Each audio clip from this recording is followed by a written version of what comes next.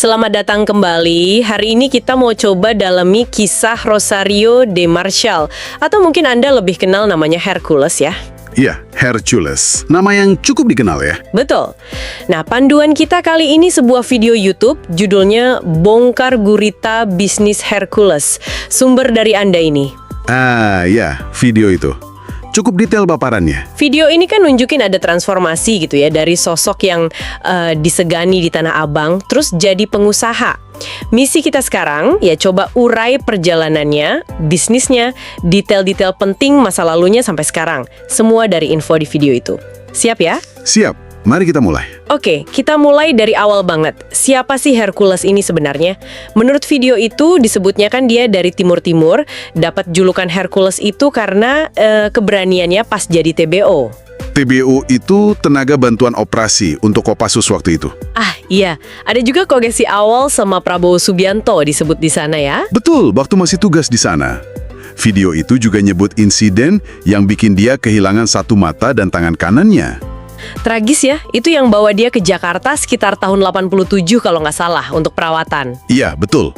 Dan menurut video itu, latar belakang ini penting banget buat ngebentuk jalan hidupnya di Jakarta. Katanya dia sempat kabur dari rumah sakit segala. Terus, yaitu kerasnya hidup di ibu kota tanpa skill khusus.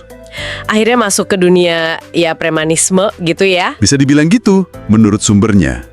Sampai akhirnya jadi figur kuat lah di Tanah Abang sejak era 80-an.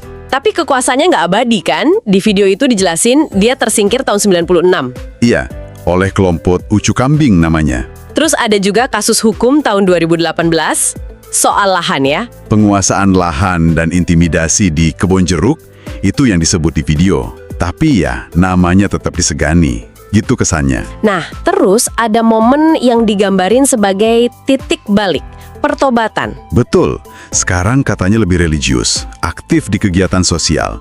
Dia juga bikin ormas, GRIP, Gerakan Rakyat Indonesia Baru. Yang katanya sempat afiliasi ke Prabowo ya, pas Pilpres 2014. Informasinya begitu di sumber itu. Bahkan disebut juga sebagai adik angkat Habib Lutfi. Oke. Nah, ini nih, bagian bisnisnya. Pasti Anda juga penasaran kan? Hahaha, ya ini menarik. Gimana detailnya di video itu? Disebutin ada beberapa usaha. Perikanan, awalnya di Muara Baru, terus merambah ke Indramayu, kampung halaman istrinya kan? Oh gitu, di sana ngapain aja bisnisnya? Katanya punya lahan luas 30 hektar, buat pertanian, tambak, perikanan air tawar juga. Wah, lumayan luas ya. Selain itu? Jadi komisaris utama. Nah, ini menarik. Disebutkan juga kan karyawannya itu banyak mantan anak buahnya, sekitar 200 orang katanya. Betul. Terus ada lagi, dia akuisisi sekolah kejuruan Saint Mary di Jakarta Pusat. Sampai ke pendidikan juga ya. Terus? Jadi makelar tanah juga di ibu kota. Nah, ini yang angkanya lumayan fantastis, disebut pengacaranya Boyamin Simon. Angka apa tuh? Potensi penghasilan bisa 3 miliar per bulan cuma dari bisnis tanah aja. Itu kata sumbernya loh. Wow, 3 miliar sebulan. Itu gede banget ya. Iya kan? Nah, ini nyambung ke gambaran kekayaannya. Ada video amatir dikutip di sumber itu, dia dijemput pakai sedan putih, mirip BMW 520i keluaran 2012. Harga bekasnya sekitar 300-400 jutaan ya itu. Iya, kira-kira segitu. Terus ada spekulasi juga di video itu, iya dengan penghasilan segitu kayaknya punya Alphard juga bukan hal sulit. Masuk akal sih spekulasinya. Selain mobil, ada lagi. Properti juga disebut punya aset di Kebon Jeruk Indah, Jakarta Barat. Terus yang di Indramayu itu?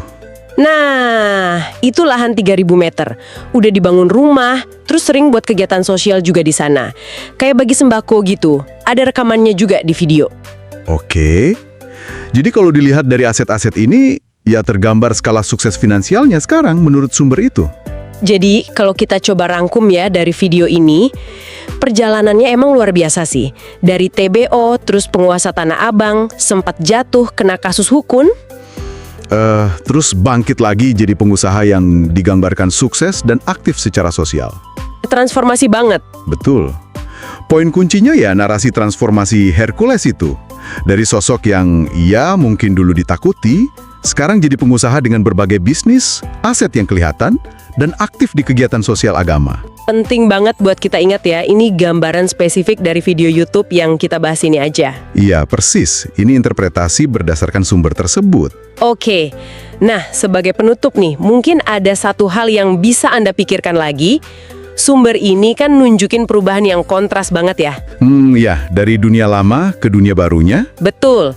Nah, kalau lihat latar belakangnya dulu, terus jenis bisnisnya sekarang, kayak jasa keamanan yang rekrut mantan anak buahnya itu, kira-kira pertanyaan apa ya yang muncul di benak Anda soal gimana dunia lama dan dunia baru ini mungkin masih nyambung atau berinteraksi?